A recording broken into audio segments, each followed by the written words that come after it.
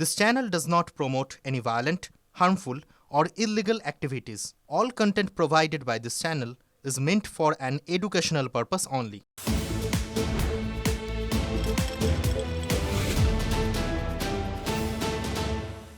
দেখছেন টিভি9 বাংলা। সম্প্রীতির সঙ্গে রয়েছে আমি শুভজিৎ। সম্প্রীতি ঘড়ির কাঁটা 4:06 40টা গুরুত্বপূর্ণ খবর।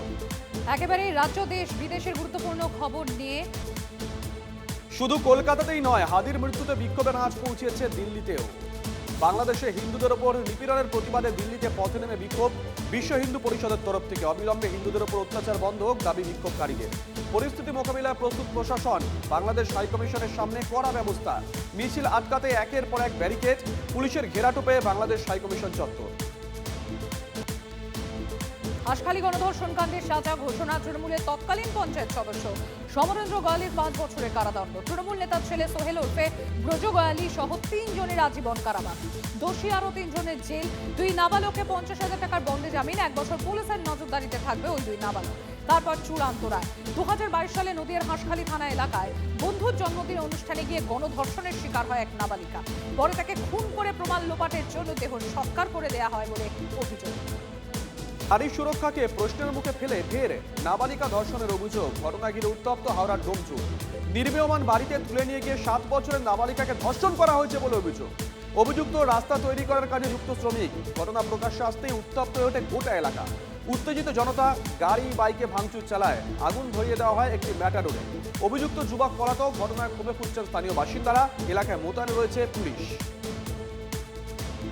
তালিকা প্রকাশে 24 ঘন্টার মধ্যে প্রার্থী বদল। নতুন দলের নাম ঘোষণা করে 26-এর বিধানসভা ভোটে 10টি আসনে প্রার্থী তালিকা প্রকাশ করেছিলেন ভরতপুরের বিধায়ক হুমায়ুন কবির। বালিগঞ্জ থেকে প্রার্থী করেছিলেন নিশা চট্টোপাধ্যায়কে। আর এরপরই প্রার্থী বদলের সিদ্ধান্ত। বালিগঞ্জ থেকে লড়বেন না নিশা চট্টোপাধ্যায়। জনতা উন্নয়ন পার্টির তরফে হুমায়ুন কবির জানান, তিনি জানিয়েছেন যে বালিগঞ্জ থেকেও লড়বেন মুসলিম প্রার্থী।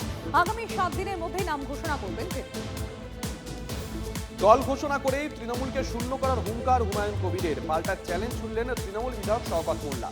ক্ষমতা থাকলে তার বিরুদ্ধে ভোটে দাঁড়াক, প্রয়োজনে থাকা খাওয়ার সব ব্যবস্থা করে দেবেন। জনতা উন্নয়ন পার্টির প্রধানকে চ্যালেঞ্জ ক্যানিং পূর্বের বিধায়কের। শেষ পর্যন্ত আদালতের নির্দেশেই কাটছে চিংড়িঘাটা মেট্রোর চট। মেট্রোর পিলার সংযুক্তিকরণের সময়সীমা বাঁধল হাইকোর্ট। 15 ফেব্রুয়ারির আগে মেট্রোর আটকে থাকা অংশের কাজ শেষের নির্দেশ দিচ্ছে আদালত। 15 ফেব্রুয়ারির আগে 3 রাত ট্রাফিক নিয়ন্ত্রণ করবে রাজ্য সরকার। কবে কিভাবে ট্রাফিক নিয়ন্ত্রণ 6 জানুয়ারির মধ্যে আরভিএনএলকে জানাবে রাজ্য। নির্দেশ ভারপ্রাপ্ত প্রধান বিচারপতির বেঞ্চে। চিংড়িঘাটা মেট্রোর কাজ শেষ হলে গড়িয়া থেকে সেক্টর 5 হয়ে এয়ারপোর্ট পর্যন্ত রুটে চালু হয়ে যাবে মেট্রো পরিষেবা।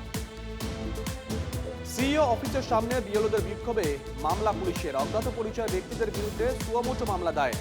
সরকারি কাজে বাধা সহ একাধিক অভিযোগে জামিন অযোগ্য ধারায় মামলা দায়ের পুলিশের। সিসি ক্যামেরার ফুটেজ সংগ্রহ করে তদন্তে পুলিশ। যদিও এখনো পর্যন্ত গতকালের বিক্ষোভের ঘটনায় কেউ গ্রেপ্তার হয়নি।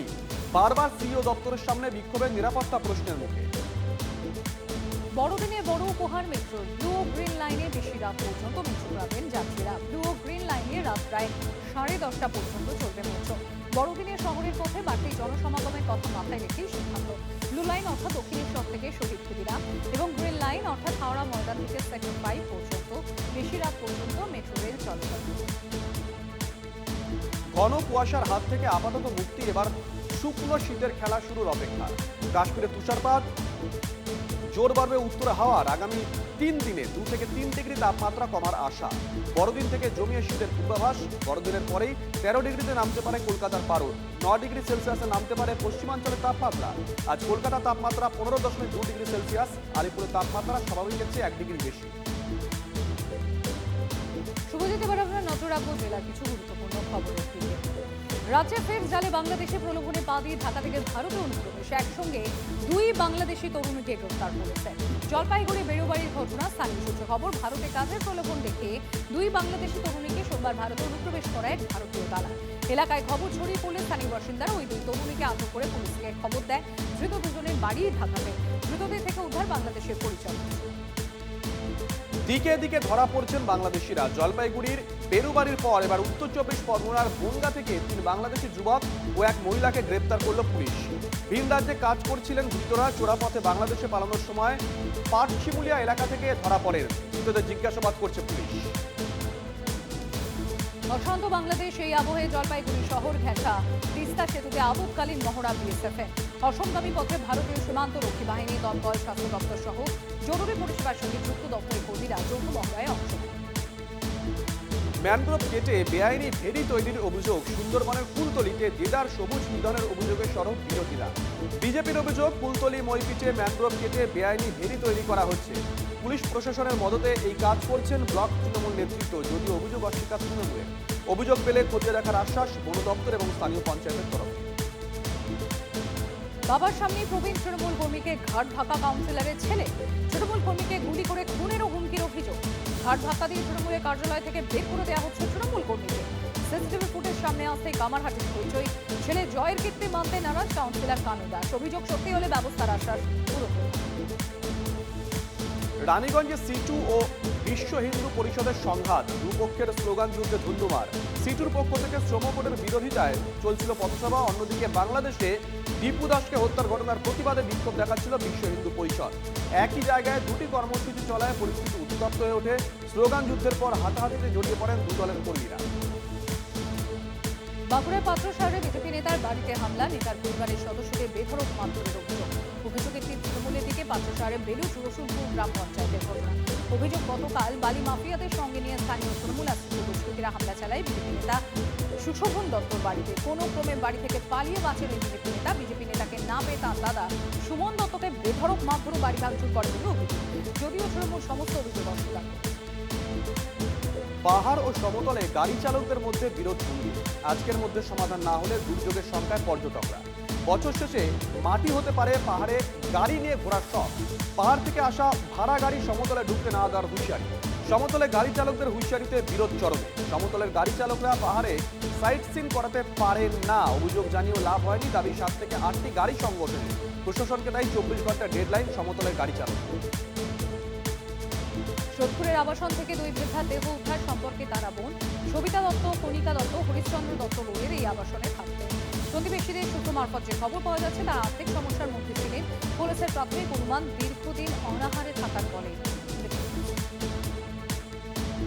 আশ্রয় দেওয়াই কি কাল হলো?